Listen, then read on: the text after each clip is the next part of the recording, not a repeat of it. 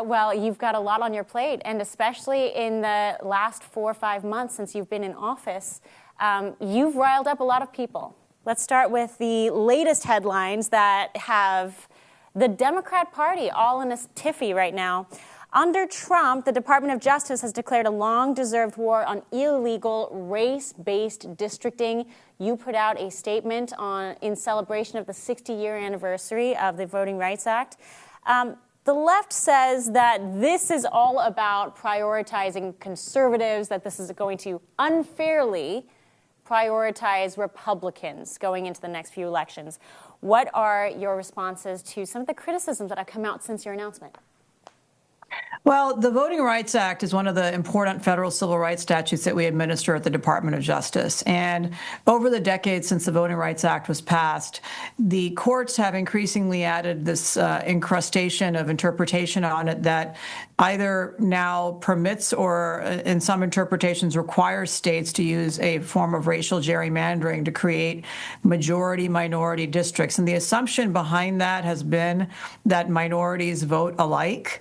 And so if you have a minority district, they're going to vote for a particular party's candidate. And, you know, the kind of general assumption has been the Democratic Party if it's a minority. Now, I think you and I both know that's not true, and it's especially not true in 2025.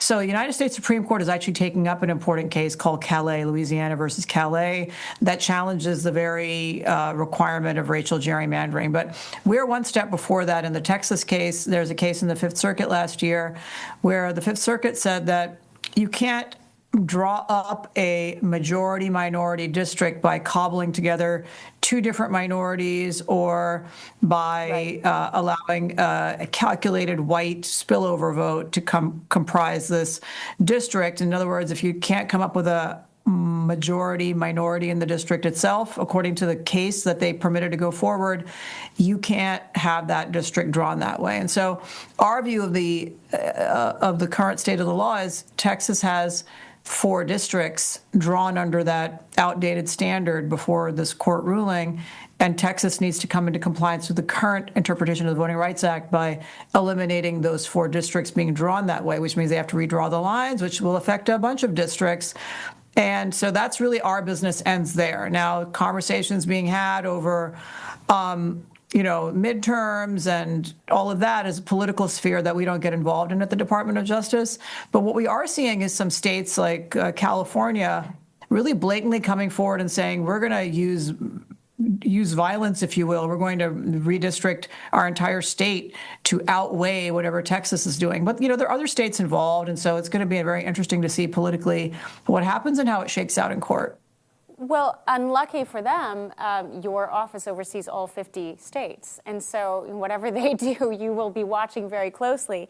Now, in your announcement, you did say that your office and the Trump DOJ is going to revisit all 50 states and start doing things like cleaning up voter rolls, going through and making sure that every state is compliant with voter laws, something that we, I guess, have not been doing for the last 6 decades.